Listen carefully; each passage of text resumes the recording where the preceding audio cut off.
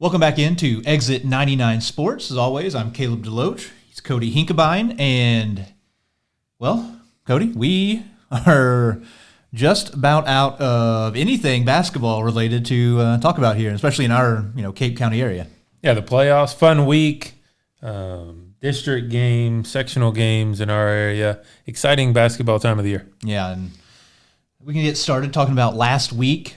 We did actually have one more regular season game to finish. It was girls basketball. Jackson went to Notre Dame, making up for a sick game from a couple weeks beforehand. Jackson ended up winning that 67-39, or 36, excuse me. So Jackson won by 31 there. It was actually only a 3-point game at halftime. But yeah, the second half, Jackson just blew the doors off, only gave up 10 points in the entire second half, and finished out the season only one regular season loss, Cody. A pretty crazy year, honestly, for the Jackson girls. 23-1 regular season is insane. Yeah, great year. You see all the talent that they have, and maybe they can run a playoff run. And also, in that game, Cameron Alsdorf, she led the team with 26, and early in it, I think she needed 5 points. She reached 1,000 career points for her, so great career for her. We can do a lot more talking about her, especially once the season's over with. It is her senior year, after all. But a fantastic player, fantastic senior leader over on the girls' side. And before we get into, kind of this, our micro area of games, I want to go ahead and mention some of the, small schools. Class 1, 2, and 3, their districts were over with this past week. And so this last week, they actually got into sectionals and finished up quarterfinals. And so, now we've got teams going into couple teams from the area, smaller classes going to the Final Four. I'll take Class 1. In the sectionals, you had Risco and Richland down in the Boot Heel playing each other. Risco won that one, revenge game over Richland from last year, beat them by 15. And then Risco went out west. They played Chadwick over at, I believe it's Sparta High School is where they moved the game to. And, I'd heard some people beforehand kind of saying that this might be, honestly, the state title game. These are probably the two best teams in the state. Risco had a great year. Chadwick was the defending state champions. And then in that one, it went to overtime, and Chadwick came out the victor, knocking Risco out 64-60. And Cody, what do we have in Class 2? Yeah, so in our area, South Iron defeated Hayti 60-57, and then Puxico defeated Valley in the sectional game 74-40. And then so Puxico moved on to the quarterfinals, and Puxico defeated South Iron 61-43. We knew Puxico may be a team that would go to state all season, and they proved why they were deserving. Yeah, great year for Puxico. I think their first Final Four appearance since 1953, I think I saw, since the 50s. It's been a long time, but it's kind of felt like you said, this has been their year. Like this, if they were going to go, it was going to be this season. They've won every tournament they've been in. They beat a lot of good teams. So, yeah, good year for them. Knocking off South Iron, who's a traditional power, smaller schools. And then in Class 3, you had a pretty big-time game. I know Cody and I both watched Woodland playing East Prairie. It was a very fun game early on. I know East Prairie jumped out, and Woodland came storming back.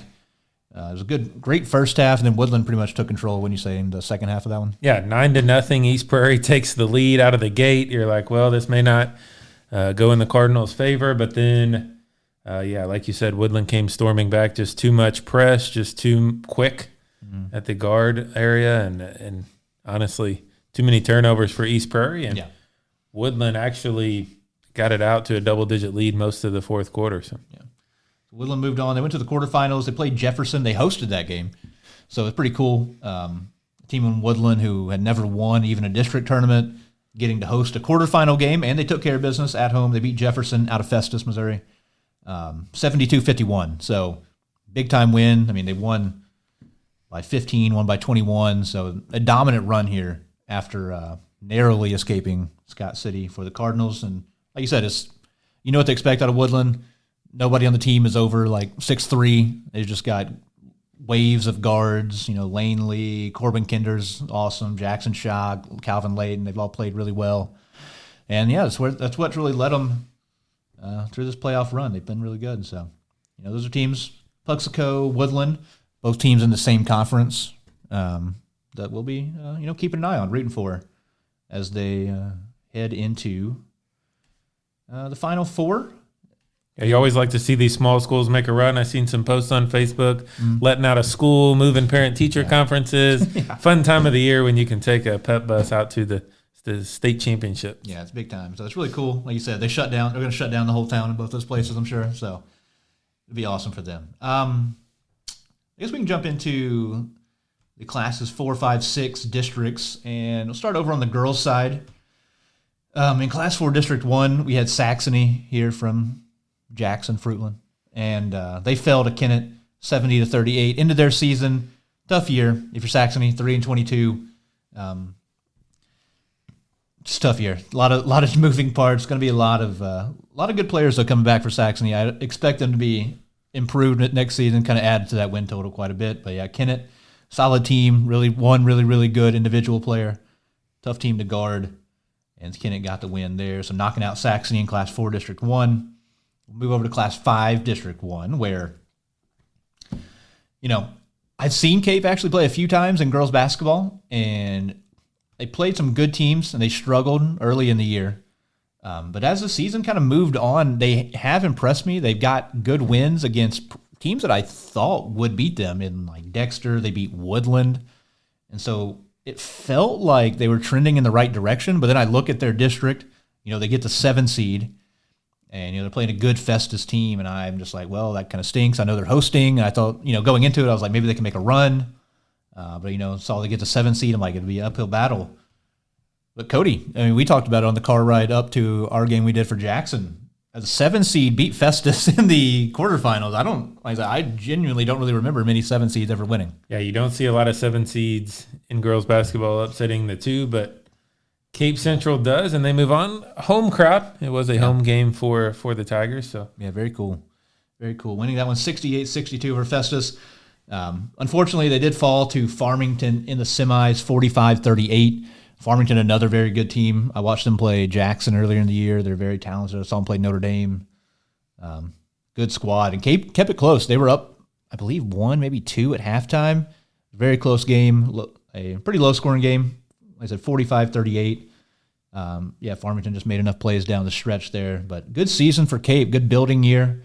I was really impressed with how they I was really impressed with how they closed out the season. They beat some solid teams. They finished the year 12-15. I think a lot to build on there. I know they do lose a few to graduation, but they do have some solid players coming back. Yeah, they got 3 seniors on their website. Brooklyn Moss. Who's the other one? And Keela Vinson and Nelia Furlow. So just 3 seniors that they're losing. But, yeah, they bring back a lot and a lot to build on. Yeah, a lot to build on. A good year for them. It was a good year. I was pretty impressed. I was pretty impressed with how they closed it out. And like I said, beating a 2 seed as a 7 seed was incredible. I was very, very shocked to see that. So that wraps up their year in Class 5, District 1. And in Class 6, District 1, 2 teams, actually. The 2 teams that played each other in the last regular season game. Jackson beat Notre Dame, and we knew going into it, we kind of thought that they would be seeing each other in districts. And because Jackson got the 1 seed, and then Notre Dame was on their side of the bracket as the 5 seed. And in the first round, Jackson took care of business, 74-13. A preposterous score, but something you kind of expect when Jackson's playing inferior opponents. I think Melville came in with like 4 wins on the season. Jackson absolutely destroyed them. And then a little bit more of a competitive game. Notre Dame beat Oakville in the 4-5 matchup. Liza Barnett played well, had another double-double, something she's kind of become accustomed to the back half of the year. She had 16 and 12. Skylar Kraft, Mia Panton both shot it from 3 really well. They both finished in double figures. And that did set up that semifinal game between Jackson and Notre Dame, Cody. But third time, you thought maybe Notre Dame could find something there against Jackson, but no avail there in that semifinal. Yeah, Notre Dame just really had trouble taking care of the basketball. We say that a lot in these playoff games. You have to take care of the basketball, and I believe you have it down there. Jackson forced 25 turnovers, but was a close game throughout the first half, as you alluded to, 31-21 at halftime. But, a little bit too much Indians in that one. Yeah, similar to the last time they just played less than a week ago. It was relatively close at halftime, and then Jackson just put up an insane second half. Like you said, a lot of turnovers. Addison Henderson, freshman, played really well early in the game when Jackson was struggling. I think Notre Dame jumped out early to a good-sized lead, and Jackson actually outscored Notre Dame 19-4 in the second quarter to get that 10-point lead. So Notre Dame was up early. Henderson played really well. She had finished with 21. I think she had 13 of those in the first half, so she played really well. Cameron Alsdorf had 13. Liza Barnett finished out her career there with 11. She was one of two girls on Notre Dame in double figures. Mia Panton played really well, especially in that first half. She finished with 19, made some shots from the perimeter, but too much Indians. Jackson just kind of did what they do. And, they, like you said, forced a lot of turnovers. They get in the press. There's not a lot of teams that can really handle the press and effectively, convert on the offensive end even after breaking it. So, Jackson plays great defense. And as of recording here, peek behind the curtain, it's Sunday. Jackson will be playing Tuesday, right, against Jorge Zoo in the championship. Second time these teams have played. 5:30 start. So stupid. So probably not making your way up to Lindbergh unless you're family of the players. But 5:30 at Lindbergh, Jackson will play championship of districts. Yeah, so thank you, Misha, once again. Cody and I are about to talk about the other games we heard and I had for Jackson that we were leaving at 2 o'clock in the afternoon to get to. But with that, we'll talk about the boys here of what happened this past week, the games that are already finalized, not talking about the future yet. In Class 4, District 1, it was an interesting district. Notre Dame went in as the 1 seed, and it was a district where Notre Dame, I thought, was definitely the best team, in my opinion, Cody. I don't know what you felt, but no team, if you look at the records, there was not a big separation between anybody. There was a lot of teams that were, hovering right around 500 in that district. Yeah, you felt like 1 through 4, any of those could come out of this district and win it. And, Notre Dame had a tough test in the first round. They played Fredericktown. It was at Fredericktown. And so that was a little bit of a hill to climb, just playing at Fredericktown. They have one very, very good freshman at Fredericktown. Last name Reitzel. I heard he's related to grandson of a former coach here in Cape. So great player. He's going to be a stud in the future. But Notre Dame did escape against Fredericktown by single digits, 54-47. And also on the other side of the bracket, Dexter beat Kennett. So a lot of SEMO conference flavor in this Class 4 District 1. And then once again, Notre Dame had just played Dexter just a few days beforehand. It was kind of similar to Jackson and Notre Dame. And, based on the last game, I thought Notre Dame would probably be able to maybe not cruise by as much, but definitely kind of win this one with ease. Yeah, Notre Dame beat Dexter by 24 at home back at the end of February. So you thought, 2 weeks later, not a lot of change, but a different Dexter team, a lot lower scoring game. Yeah, and it was just, like you said, very low scoring, kind of a staple of Chad Allen, especially in big games. He good coach, and he knows his team isn't going to beat you scoring 60, 70 points. He did what he had to do. Took the air out of the ball a little bit, and they won 37-35 over Notre Dame. Finishing the year for Notre Dame 14-14. Something Cody and I had mentioned before, a lot of guys are going to be moving on to graduation for this Notre Dame team. It'll be a completely different looking team next year. A lot of guys graduating off this team. Yeah, you're losing, 10 seniors I believe they had, but Colton Johnson, Brett Dohan being the two main ones. Yeah, and as they head down, I saw, I think Rusty Hendricks tweeted out that Colton Johnson graduates 4th all-time in scoring at Notre Dame. He had over 1,300 points, and first, he broke the three-point record last season as a junior. He broke the record for threes in a game earlier this year against Malden. He had 10, so fantastic player, long career, starting on varsity, getting varsity minutes. And then, like you said, Brett Dohan, he finishes 8th all-time in scoring, so they finished with 2 kids in the top 10, top 8 all-time in scoring at Notre Dame. He'll finish with 1,100. The other fun stat there is just ahead of him at number 7 all-time is his brother Dawson Dohan, and just behind him at number 9 is his dad, Danny Dohan. So pretty cool, but it's just kind of tough. They do close out the season maybe a little bit earlier than they thought. Going into it, I thought they had a chance maybe to win that district, and then even I thought it was very plausible they could beat Potosi even once they get out of districts, but not to be the case. And like you said, they're graduating 10 guys, Will Henry Stewart, Hayden Steinley, Trenton Schumacher, Logan Londaway, Brody Harden, all guys that have played a lot. Hunter Bonham, Ryan Boswell, Zach Eftinct. A A lot of guys, a lot of seniors, but a lot of guys that have played a lot of minutes on this varsity team. And yeah, they go out their career 14-14, just short of a district title, but a lot of wins, a lot of good moments for those guys. They played in a lot of fun games.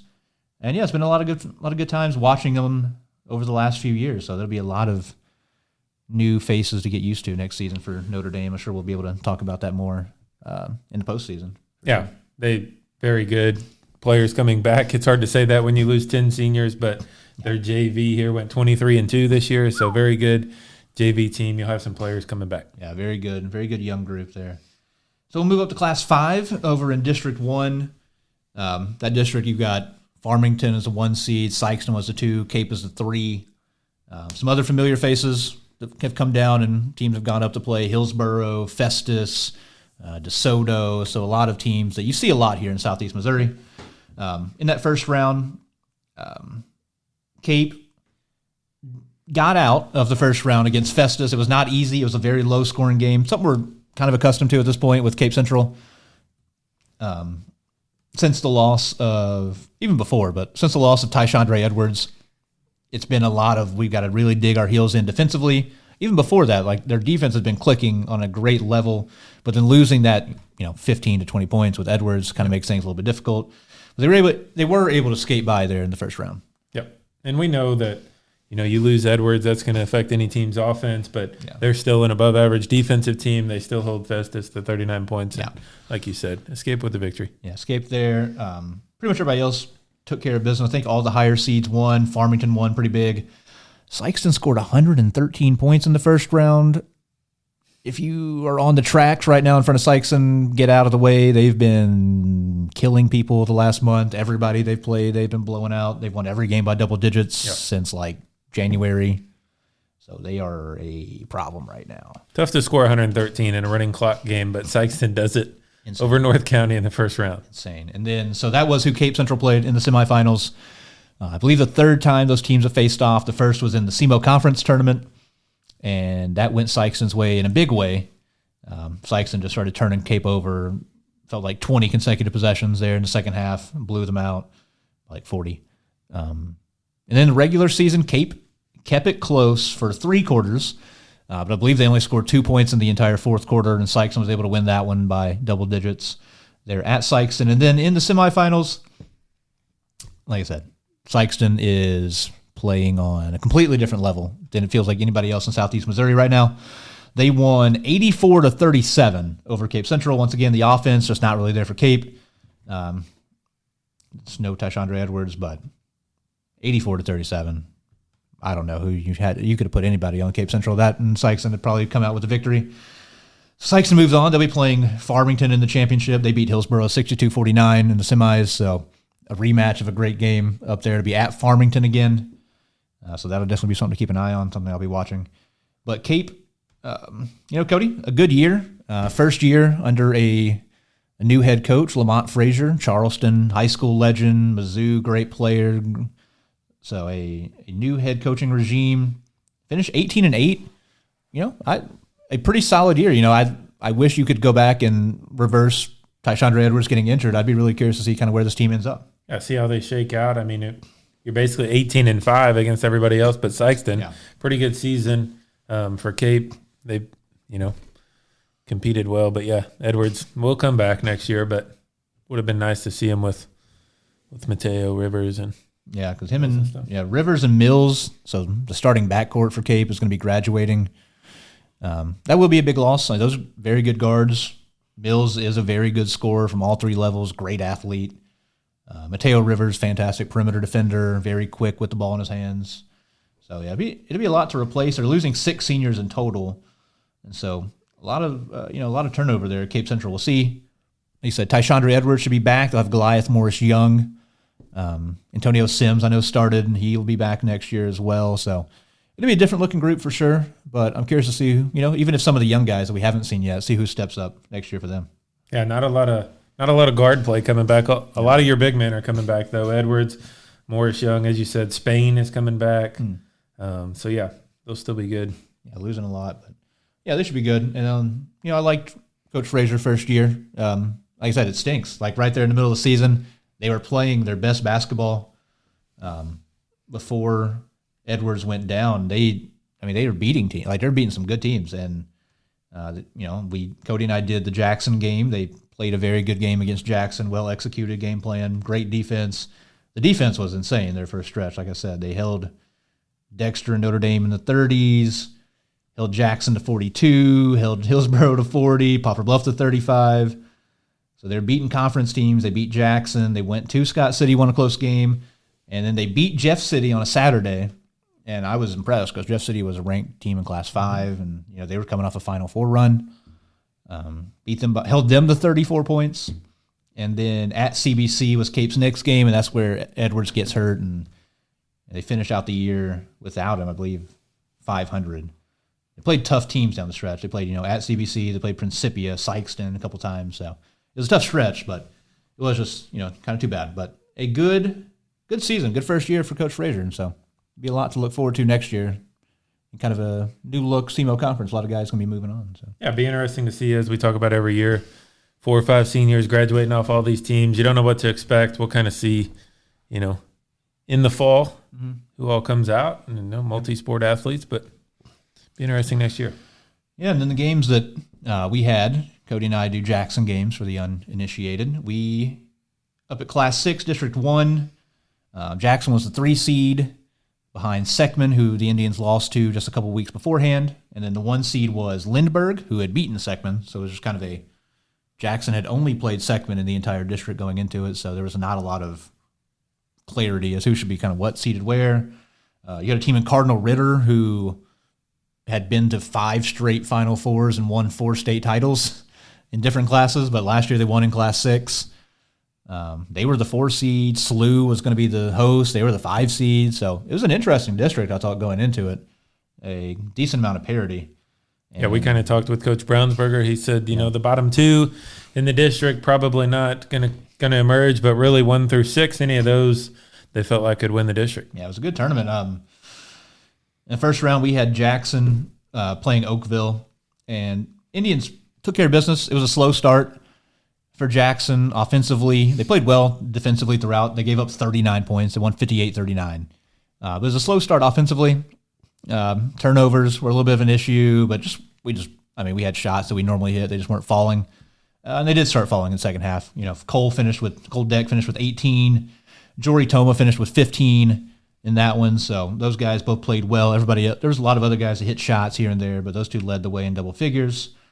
And yeah, that moved, Jackson pretty commanding victory. It moved them into a semifinal for a rematch against Seckman, who had just beaten the Indians. And Seckman, they barely escaped at home. They played Melville on their home court, won 59-53. They trailed all the way up into the 4th quarter, and then they outscored them by, I believe, like 10 or 12 or so to win that ball game. So, set up an interesting semifinals.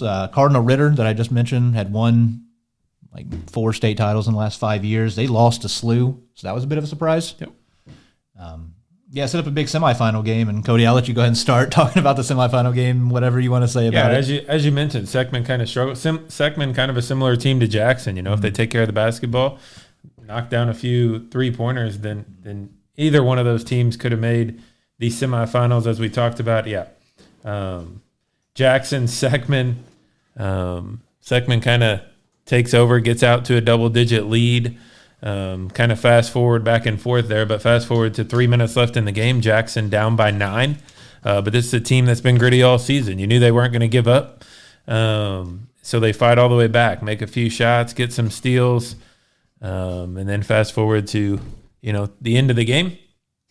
Jackson down by 3. The sophomore, Jory Toma, at the 3-point line, pump fakes, lets the defender fly by and knocks down the 3-pointer. Big time shot out of the sophomore to send it to overtime. Huge moment. Lost my voice. Had no voice all of overtime after that. It was a weird game because, the first time Seckman came out very fast at Jackson, they were flying up and down the court. They were getting to the rim, hitting easy floaters at the front of the rim.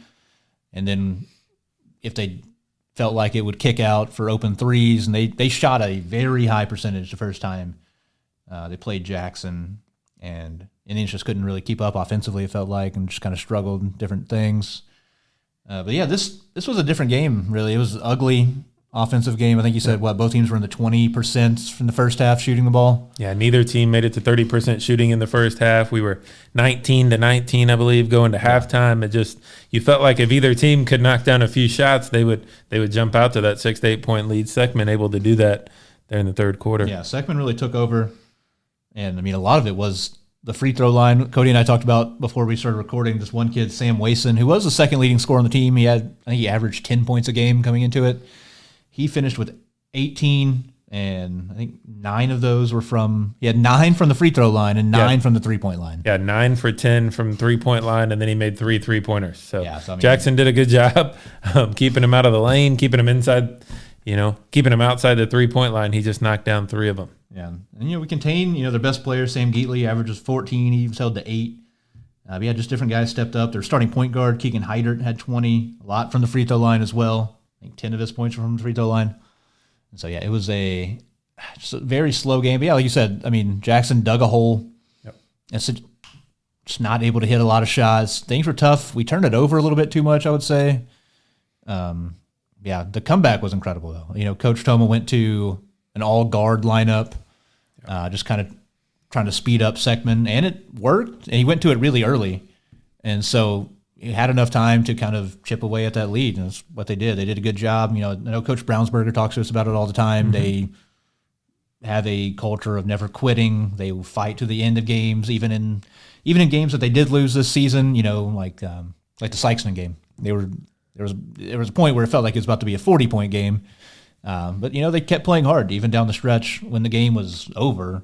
They kept playing and putting up buckets here and there, playing hard defensively, and then whenever it was attainable to come back, they did so, and they played really hard, got enough steals, crossed your fingers and hope Seckman missed enough free throws, which they did, and we hit enough shots. And like you said, that final possession was insane. Jory Toma, I don't know. Yeah, about 10 seconds left. I think he inbounded and got it inbounded to him. There was a little less than 7 or 8. 7 or 8, yeah. He got it and just made a great individual play there, knocking down the shot. But in overtime, it was the way I kind of put it was Seckman spent like the entire fourth quarter trying to hold the ball and run clock. But then overtime, they just flipped the switch, turned it right back on to where they were playing well there in that third quarter. And what did they? I think they came down and made a couple free throws, or came down got a layup very quickly. We missed on the opposite end. They came down, knocked down a 3-pointer, and now it's a 5-point game with 2 minutes left again. So you're just kind of in a hole. And Jackson had a shot again. They fouled, got people on the line. Seckman missed a couple free throws. Jory Toma hit another big 3, but we just ran out of time there at the very end. Lost that one. Lost it by 58-56. Yep. The final score. So coming up just one play short. Tough. Cody and I, we can talk about Jackson a lot because we see every single game they play. They finished the year 21-7. A great year. That's 2 years out of the last 3 winning 20 games. Not easy to do, especially when you're in the SEMO conference. You play a lot of good, bigger schools from St. Louis. You're in Class 6. So, it's been a good run here these first 3 years under Coach Toma. I've been pretty impressed with the way the team played, and I was, this is a team that kind of surprised me, honestly, with how they played throughout the season. I didn't have this high of expectations for coming in. No, very good. 20-win regular season. Jackson played well, probably above the expectations we talked about preseason, and then you get into the playoffs. Kind of unfortunate there, as Caleb said, that you don't play much of your district, so just kind of got knocked down to the 3 seed. And then because of that, we'll blame Michigan that Jackson has to play a 5-15 game. So dumb. They played 2 5-15 games. So dumb. Not a lot of crowd support there, just because a lot of people working hard to get off. And on the other side, probably 40, 50 students from Seckman down there making a lot of noise, So it was a tough game. Jackson had an uphill battle kind of from the start, but I thought they did play well. And the never give up attitude. But 6 seniors, tough for them. They do lose a lot. Yeah, losing a lot. A lot of guys who played a lot of minutes. I mean, obviously, it's impossible to start with anybody but Koldeck. I mean, he's going to graduate as one of the all-time leading scorers at Jackson. An insane individual season, 2 seasons where he essentially scored every career point in the last 2 years he's had, averaged over 20-something points a game for his career, about 25 this year, averaged 20 last season. Going to be a back-to-back All-Stater in Class 6, I assume. Incredible career. He's going to go down. Like I said, he's going to go down as a guy you remember for a long, long time. So you talked about all-time good Indians, all-time great scores in the entire area. Just a phenomenal, phenomenal career. Losing Colton Toma, starting point guard. Losing 3 of your 4 kind of big man rotation for the Indians. That'll kind of be a question mark for me going into the postseason of Lee Ivey, Braden Thompson, Austin Criddle, who all started and played majority of the minutes alongside John Ernst in the post, and then Gavin Allspaw off the bench, good 2-sport athlete, going to play football in college. So a lot to replace for the Indians, but they do have a good amount of younger guys coming up and a lot of guys that got good minutes. And, I assume, Jory Toma is a guy who really played well down the stretch. You saw him make big shots. He had 18 in this game, led them in scoring, hit the big shot, hit maybe the second biggest shot nearly in overtime to almost have Jackson have a chance to come back and tie it again. So I assume he's going to be kind of the tip of the spear next year for the Indians, and they'll have a lot of other good players to fill in around him for sure. Yeah, between Jory Toma, John Ernst, obviously the freshman coming back. He's got a few years left, but as you roll down through the roster, Will Thomas, Ty Forrest, Blaine Reagan, Tatum Pullman. So they do have a lot returning, but hard to replace 6 seniors. Yeah, hard to replace 6 seniors. Hard to replace one guy that scored 25 points a game. So yeah, for sure, a lot to make up for the Indians, but it'll be exciting. Cody and I kind of talked about this. I would like, we're planning on talking to some, people that see a lot of those programs, talk to some people, maybe coaches from, surrounding area teams, Cape, Jackson, Notre Dame, hopefully. And, kind of see what they're thinking about this upcoming, like what they have coming back and kind of what their expectations are as we get into the off season and kind of wrapping up their past seasons as well. So definitely a lot to still cover on these teams, but yeah, a lot of good seasons. It was a very rough Friday night. Cape, Jackson, and Notre Dame boys all losing on the same night. It pretty much knocked out nearly every team here, Cody, in our little Cape County region out of the playoffs. Yeah, so you're going to look at the Sykeston Farmington game as kind of the big game for us on Monday night around here. Yeah, and next week, what is there going on? Classes 1 through 3 will be at the Final Four, boys and girls. Classes 4, 5, 6 will be doing their quarterfinal games.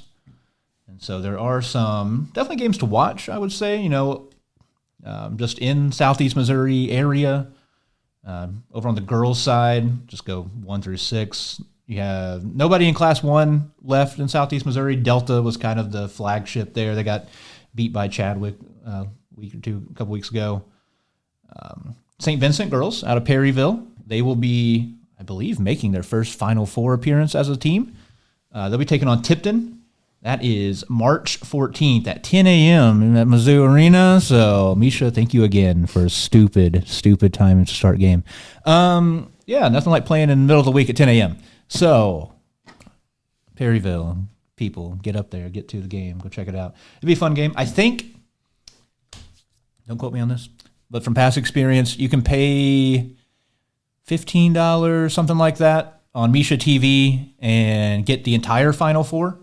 So that'll be my plan. I'm going to try to buy the package there and watch all these local teams play up there in the Final Four. Watch some other good games. A lot of fun. So definitely check that out. Any games that you are interested in watching, you can't make it in person, it should all be on Misha TV. If you look, mishatv.com, I think. And they also have an app, mobile app, or if you have a smart TV, you can download it on your TV. That's what I do. So Class 2, St. Vincent will be taking on Tipton. I don't really know anything about Tipton. I just looked up where it was a little bit ago, up by Columbia, Jeff City region. So there's that. In Class 3, girls, Portageville, down south. Shout out Portageville. Have some family living in Portageville. Shout out Portageville. They'll be taking on Principia. It'll be an uphill battle. That's the nice way of putting it. Principia is very good. I watched them play Jackson at Jackson. They have a lot of talent. They have a lot of girls that they put up a lot of threes, and they have one girl in the middle that is very big and very good, and like 6'2" or so, multi-talented, can score from all 3 levels, can handle it. They have one big girl inside, and then a lot of girls that can shoot a lot. from the perimeter. So it will be a tough matchup. But Portersville's been playing well. They really blew out Steelville the other day, and so I don't see why they could not, make it interesting. Maybe beat Principia. We'll see what happens. I think Principia beat them last year in the playoffs, so that'll be interesting. Once again, let's make that a 2:00 Wednesday state semifinal. 2:00 Wednesday. Perfect timing. I have nothing going on. 2:00 on Wednesdays. Class 4, Saxony was in kind of the local representative. They got knocked out. But Doniphan, a little west, but Doniphan, a very, very good team, nearly knocked off Jackson. They beat Notre Dame here at Notre Dame. They will be taking on Park Hill Central, so a relatively local game. That is March 11th at 6 p.m. That'll be is that a quarterfinal game or a sectional game? Sectional game. Sectional game, so it'll be at Doniphan. That will be, so that's a good matchup. Those are two very good teams. Park Hill Central coming off a Final Four, state championship run last year. They lost in the championship game. That'd be something to keep an eye on. Who's on Doniphan's side there if they do beat Park Hill Central? Yeah, the winner is St. James and Ursuline. So okay, St. James and Ursuline. Class 5 girls, Cape got knocked out by Farmington, so they're playing their district championship game Tuesday as well. It'll be Farmington Hillsborough. The one team here in Cape County, Jackson, taking on Corhezu at Lindbergh. Like we said, there's so many great times to host a game. Why not do it at 5:30 p.m. on a Tuesday, which is when Misha will be holding the game? Great time. Super convenient when it's 2 hours away, when you get off work at like 5 p.m. So that'll be a good game. That'll be a very interesting game. All joking aside, Corhezu is good.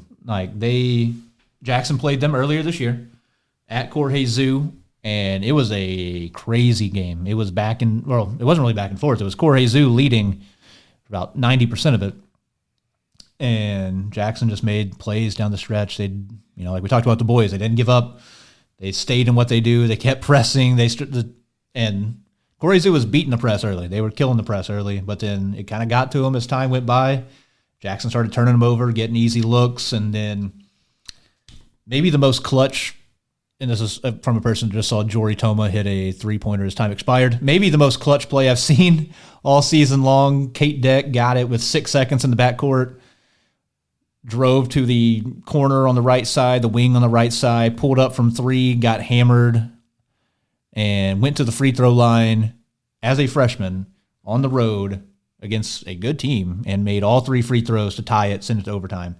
And Jackson won in overtime. 66-63, actually, excuse me. That was at the end of the first overtime? Double overtime. That was at the end of the first overtime? Maybe it was in double overtime. Jackson won in double overtime, 66-63. And I think Kate Deck also got fouled shooting a 3 at the end of the half, I believe, first half.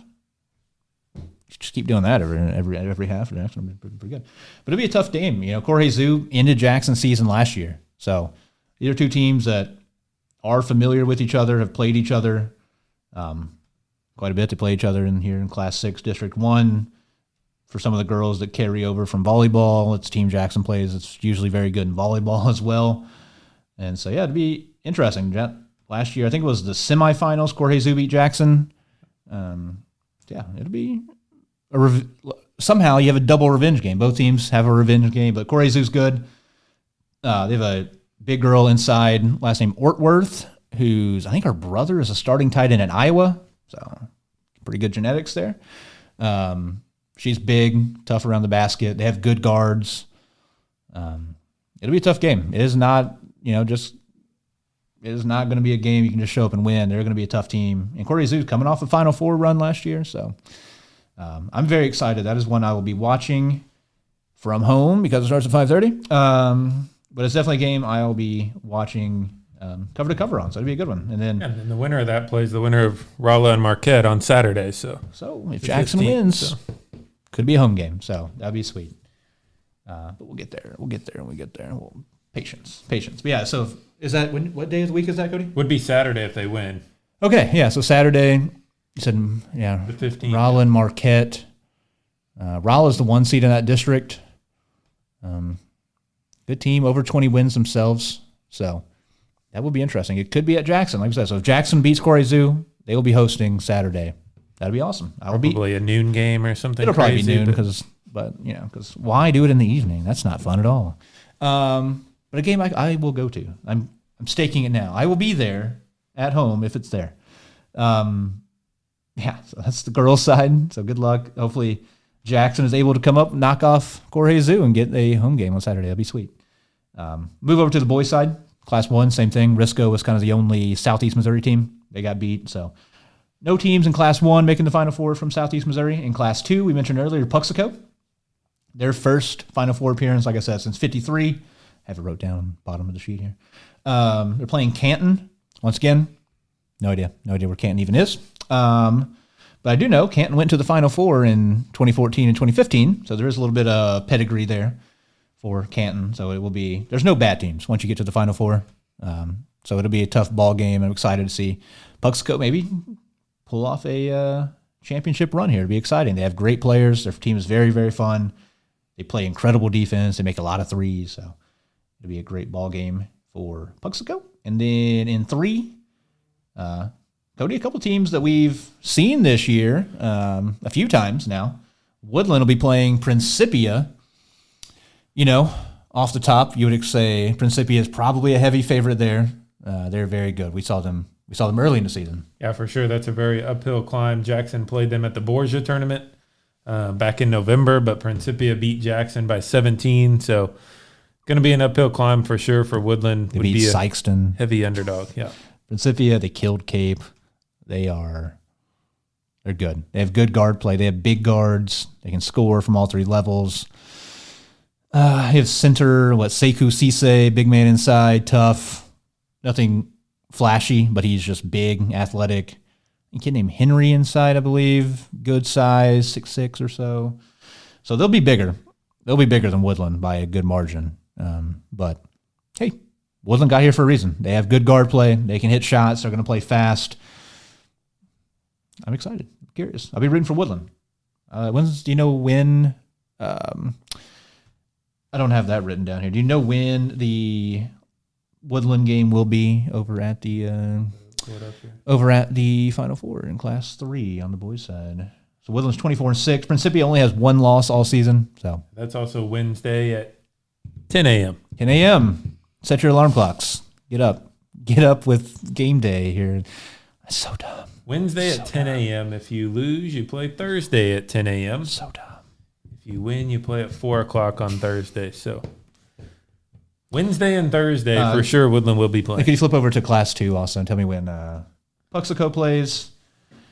Puxico gets a 6 p.m. game. There you go. Everybody's going to be wide awake for that one, so that's good. On the 12th, so they will play 12th and 13th also. So Wednesday and Thursday for both those teams. Okay. So there we go.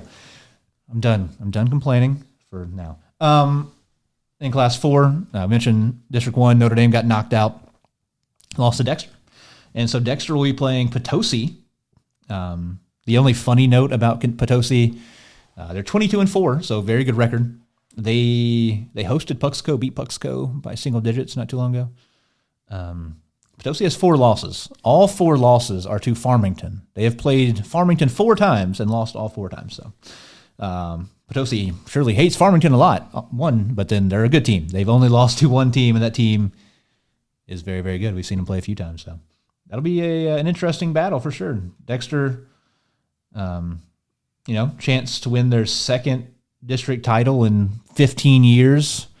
Been a little bit of a stretch for Dexter. They been to 1 Final Four in 2004 was the last time they had been there. So it's been a while. So, potentially a big moment here for the Bearcats. Yeah, and it's a home game, Monday night home game, 6 p.m. So at Dexter. That'll be interesting. Yeah, pretty long trip for Potosi. So definitely works in their favor. And then kind of the big one that a lot of people are very excited about. Farmington will be hosting Sykeston in the Class 5 District 1 championship game Monday. And it's exciting. Farmington's only has 2 losses on the season. Sykeston has 3 losses. One of those losses is to Farmington, up at Farmington earlier in the year. And yeah, it's going to be a battle. I know that Farmington did literally beat them, but with the way Sykeston's playing right now, Cody, I don't know how they lose, even on the road. Yeah, would probably give the edge to Sykeston. I know, you said Farmington won by 7 at third place earlier in the season. That was January 14th. Farmington, one of their losses was at Jackson in a tough game. Jackson won that game by 6. But, as you mentioned, Sykeston has been a handful lately. They are healthy as far as I know, so I would probably give the edge to Sykeston. Yeah, heck of a run. Since their last loss, they lost to Borgia the 1st of February. And they have not lost since then. And like I said, I think their closest game was the Tolton game by 12. Yeah, so they've been destroying people. So that's still district play, like we said. So that's a district title game. They'll be taking on the winner of Webster Groves or Vianney. Webster Groves, Cody and I, we saw them, and Webster Groves, very, very talented, a couple of very talented young players. The game will be at Vianney, between Webster Groves and Vianney, so we'll see how that goes. I know probably a lot of Sykeston fans would like to get Vianney to come down to their place after having to go to Vianney last year and try to whoop them, but it'll be interesting. Vianney, I would say less talented than Webster Groves, but they do have Luke Walsh. Love him or hate him, he averages like 35 points a game, so he is a bucket himself, so he'll be a problem. So both those games Monday night at 6 p.m. Okay. And then the winners will play on the 14th. I think that's Friday night. Okay, so probably an evening game Friday night then. Yep. Friday evening game, and should be at the. Well, if Sykeston wins, I guess they would host it. Not a District 1. Yeah. So yeah, that's right. Could be a home game there. Yeah. They could get revenge. Yeah, that'll be awesome. Yeah. So Sykeston could be if it's them versus Webster Groves, that will be one of the best games in the entire state. Period. That'll be a crazy, crazy, super talented. Both teams will be incredible to watch. And then that wraps it up because Class 6. Nobody from around here. Jackson was the lone representative up there in Class 6. Got knocked out to Seckman. Seckman's playing SLU at SLU. Winner plays probably Marquette. So, that will just about wrap up basketball season, Cody. We're here on the last legs. Yeah, exciting times for classes 1, 2, and 3. Final 4 this week. Exciting memories. Should be some great games.